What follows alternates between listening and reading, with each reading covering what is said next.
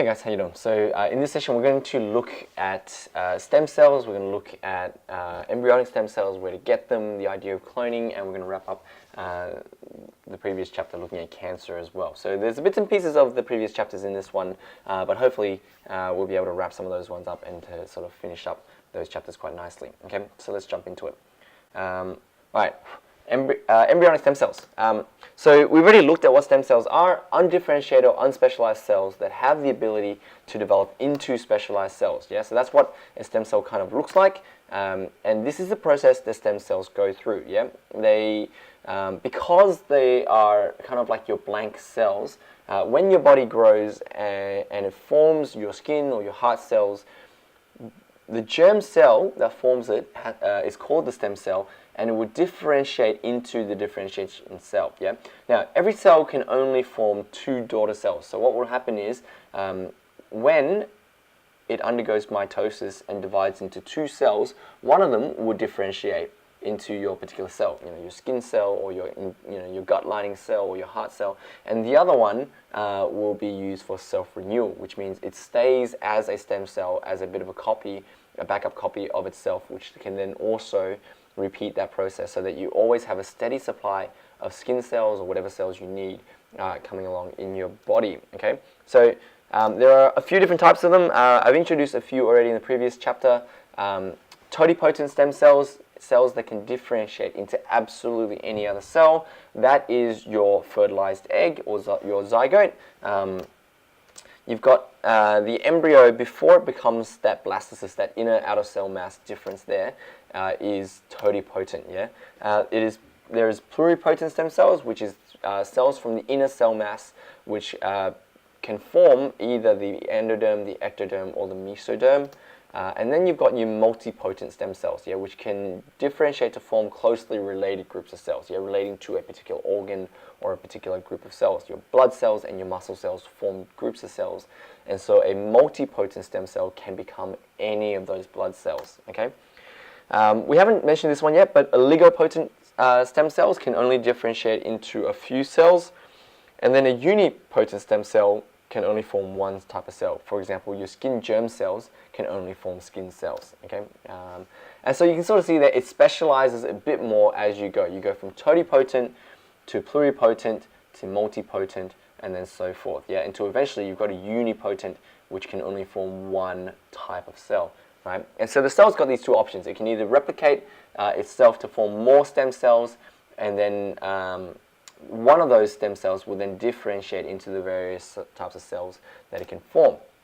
Okay, where do these cells come from? Well, they are embryonic stem cells, and so they come from the embryo, particularly the inner mass of the blastocyst. Yeah, these are the pluripotent stem cells that we often talk about in terms of debates and things like that. They can be grown in culture and divide by mitosis. And these embryos are usually obtained from IVF. Yeah, individuals who have donated their embryos towards IVF, and it hasn't succeeded. So those individuals that have tried to fertilize them through IVF, but it hasn't worked, those embryonic stem cells are then taken and harvested, and so that individual donates those cells for research purposes and things like that, and therapeutic purposes. Okay.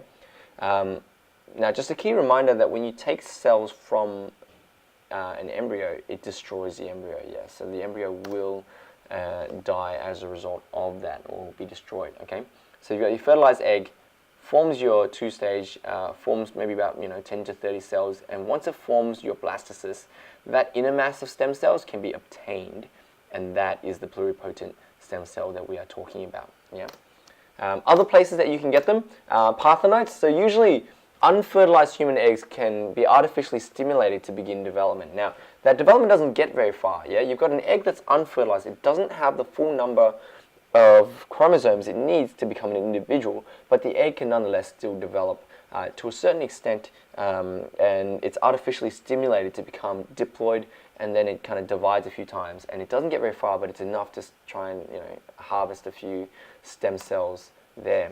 Okay, we can also get what we call somatic stem cells, which is the adult stem cells. Different germ cells in the body have those, and they are multipotent. They don't have the same capabilities. If you take a multipotent somatic stem cell from the bone marrow, which develops into blood cells, you can't use them to form liver cells, for example. Okay, it has to stay within that kind of broad category. You can use somatic stem cells from the blood to form types of blood cells in the individual, but you can't do it from a different tissue or a different organ. Okay, so your bone marrow, your skin, your liver, your brain, your adipose tissue, which is your fat tissues and things like that, all have adult stem cells in them, but they are limited to that particular category. Okay, these cells can also be cultured and grown before they're used. So I remember mentioning in the past to you guys the example of somatic stem cells, multipotent stem cells for the skin, which is then used to help burn victims heal faster. Yeah, so that is one of those examples. There's also a new idea that sort of come around in recent years called induced pluripotent stem cells, iPSCs. Yeah. Now, this was developed by a particular man named Shinya Yamanaka in 2006, and what he was able to do was that he was able to get skin cells and reprogram them to become a germ cell, which is a bit of a remarkable feat, because what happens is the genetics of a cell will shut off certain capabilities of that cell once they become specialized. Yeah, so once a germ cell becomes a skin cell, the skin cell just can't naturally become a germ cell again. But what it does, what this particular scientist has done was that he was able to reprogram it, switch those genes back on, so that the skin cell is able to function like a germ cell again, which is quite remarkable. It's still kind of, it has therapeutic purposes, but at this stage, there's just a lot of research being done there, and trying to work through a lot of the ethics behind that as well can be quite difficult. Yeah, so it's a very effective method to identify and research diseases and then reverse those effects, which is pretty effective. Okay, now that kind of brings us to the field of regenerative medicine. Regenerative medicine is looking at how we can use these things to regenerate an individual, any parts of the individual through these degenerative diseases. Yeah, so anything that causes the body to deteriorate. Yeah, so you got, for example, Parkinson's is like a deterioration of brain cells, right? If you can, heal and reverse that process, that's called regenerative medicine. Yeah, so it looks at using these stem cells, and you're trying to restore the important cells that have been lost to particular diseases. Yeah, in the case of Parkinson's, there, right? These brain cells in the central nervous system in the brain have died, and so they don't really know the reason for that. They just know there's a combination of genetic and environmental factors that cause it, and it causes or affects thinking and behavior in individuals, yeah, including dementia, which is kind of losing long-term memory, right? So these stem cells have these regenerative abilities. So if you think about it, if you can allow a stem cell to differentiate again, you can put stem cells into the brain, and these stem cells will then differentiate to form more or new brain cells, which will restore the regenerative abilities or the abilities of the brain in those particular areas and treat that disease of Parkinson's, right? So if you can do that with the brain, quite literally you can do that with a whole bunch of other things. For example, nerve cells are really well known to be kind of lasting the entire lifetime of an individual. And so when you have things like quadriplegics and paraplegics who have damaged their spinal cord or their nerves, these nerve cells will never heal, because the damage is so permanent it most likely will never heal. But if you have stem cells, you can reverse that particular process. Diabetes, so cells, insulin-producing cells in the pancreas that have malfunctioned can then be replaced with stem cells, which will differentiate into new insulin-producing cells, which will then function. And so juvenile diabetes can be a thing of the past. Things like heart attacks as well. An individual suffering from a heart attack usually results in the death of important or vital heart muscle cells. You can reverse that process and reduce the risk of heart attack in individuals, including stroke as well, death of brain cells, arthritis, damage to the cartilage and bone cells, skin burns, third-degree burns and skin germ layers, eyesight, restoring eyesight to an individual through retina damage, and basically almost anything that has been damaged previously can be regenerated. So you think about the possibilities of regenerative medicine as being possibly endless. in this particular area if we sort of understand the process of stem cells, how it works, and then how to use them effectively and ethically as well, right? And so that's kind of the idea, right? One of those areas is called therapeutic cloning. Therapeutic cloning is basically you're creating embryos using somatic cell nuclear transfer, which we talked about last time, for the purpose of getting those stem cells. Yeah, so it's a cloning method, but you're just cloning stem cells, hopefully pluripotent stem cells, for the use of therapy and restoring and regenerating lost cells in the human body, right? And so the idea kind of goes a bit like this, right? So therapeutic cloning, if you have an individual which suffers from a particular disease, for example, let's say Parkinson's, you can isolate a few cells which were disease-free from that individual, right?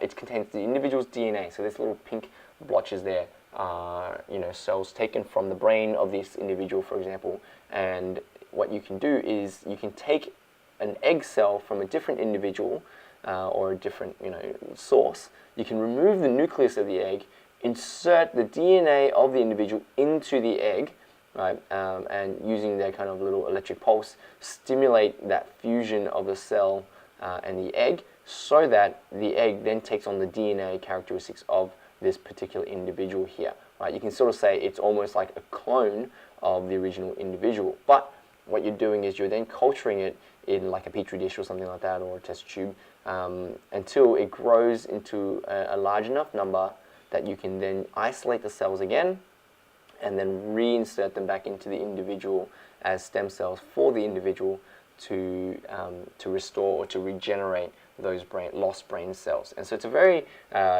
theoretical but a very good idea, because what you're doing is the cells belong to the individuals, and so they're not going to get rejected by the individual's body because it contains the DNA and the marker antigens of that individual. Okay. Two, you're also not really you're not really taking embryos from you're not really taking embryos from the individual or anything like that, and you're culturing it and you're growing it in a controlled environment for that particular individual. The downside of this is also, you got to imagine, you got to get that egg from somewhere, right? So if you think about it, you can't just collect random eggs from anywhere. It has to come from somewhere. And then also the ethics comes in. And once that fusion process happens there, some of the questions that people might have is, well, is that not then a clone of this individual? And would it develop into an embryo, a fetus, and therefore a baby? And what are we then doing by cultivating these fused artificial embryos for the purpose of regenerating or restoring this patient, right? And so you kind of see there, there's a few different debates around that. Yeah, you take the somatic cell. So there's the process. You take the somatic cell, use somatic cell nuclear transfer, and then you culture it and you grow those stem cells again, and then you use the stem cells to then treat the patient, right? So some of the thoughts. It's a more viable method of attaining stem cells. It doesn't involve sperm and egg, and so you're not forming new life. And the clone embryo is a genetic match, and so it doesn't trigger an immune response. However, we can imagine it's still cloning, and that cell arguably has the potential to form a new individual. At the moment, the kind of consensus in Australia is that since 2002, research involving embryos is actually banned therapeutic cloning in Australia, so we're not allowed to do it. But there are countries like China and things like that really having a red hot crack at this and trying to make it work as a kind of a breakthrough, but obviously at the same time ignoring some of those ethics there. Okay. All right, we're going to take a bit of a switch in direction. We're going to end by talking a little bit about cancer and looking at cancer and the cell cycle in this particular case here. We've already gone through what cancer is, uncontrolled cell division, and you've got normal regulation in the cell cycles, different things that we've talked about during chapter 9 that the cell can undertake in order to prevent uncontrolled cell division from occurring. And the first of which is called the checkpoints. Yes, during the G1, the gap1, the gap2, and the mitosis phase, there are these checkpoints that pause the cell cycle that allows the cell to then check that there is no errors that occur in the DNA. Okay, you've also got particular components called cyclines, which then progress through the cell cycle and development of the spindle fiber there's a particular process also that individuals have. Cells will actually stop dividing when they begin to overgrow their neighboring cells. And so that's what we call contact inhibition, right? So naturally the cells are stimulated to stop dividing when they basically start to get cramped, yeah? And that's a key idea to allow cells to not grow uncontrollably, yeah? Proto-oncogenes, we mentioned this before, it's particular genes that, that promote growth by signaling the cell to divide, and then the tumor suppressor genes will inhibit those growth. And one particular tumor suppressor gene is called the p53 gene, which regulates the cell cycle and allows the cell to hit pause, and review its DNA so nothing goes wrong, or if something goes really bad, it will induce apoptosis.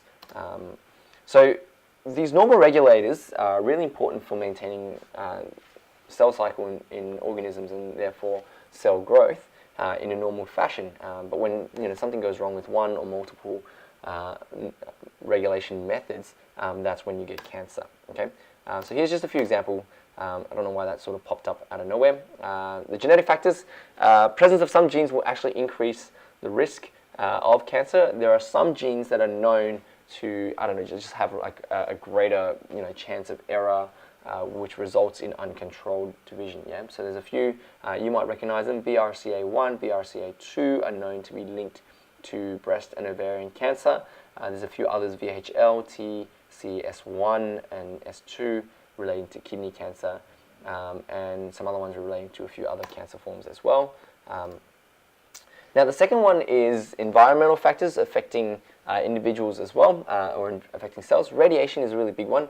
Radiation will change or add energy to the DNA, changing the way that it replicates and possibly creating errors, resulting in cancer and uncontrolled division. Carcinogens, the word carcinogen basically just talks about anything that can trigger cancer. Yeah, so there's loads and loads of things that can trigger cancer. A lot of research has sort of come into the idea of these things called free radicals, which are kind of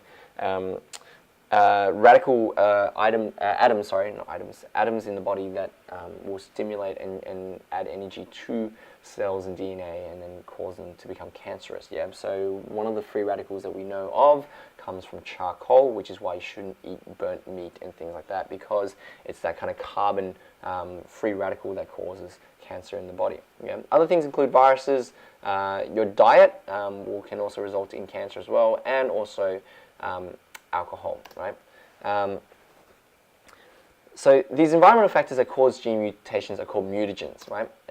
And they can range anywhere from a chemical to an organic thing that results in cancer. Okay. Okay. Here's an example of breast cancer, and so here's just an image of what normal breasts look like, and you've got the different structures in the body. Yeah, you've got your tissue that supports the breast. You've also got the nipple, and then you've got the milk ducts, right, in the individual. Now, the tumor will always form somewhere around near the glands, the mammary glands within the breast. And what will happen is that tumor can either be benign or malignant. If it is a malignant one, that is the cancerous effect there, and the tumor will not only grow and become uncontrollable in its growth, it will then penetrate into the lymph nodes behind the breast, and then move and transfer to another area. Yeah, and so it's that tumorous growth that you can sort of see, occurring as a result there. Here's a diagram of what it looks like. Yeah, it starts off as being these few individuals highlighted in the yellow there, and you can sort of see it divides uncontrollably, and then it triggers, and then by the third stage you've got this kind of mass of uncontrolled cells growing within the breast tissue, and then spreading throughout the breast. Yeah, and so that is sort of an example of how cancer affects and alters the cell cycle and results in a very devastating disease. Okay, so that's it for chapter 12. I hope you guys learned something there, and I'll see you guys next time. Okay, bye.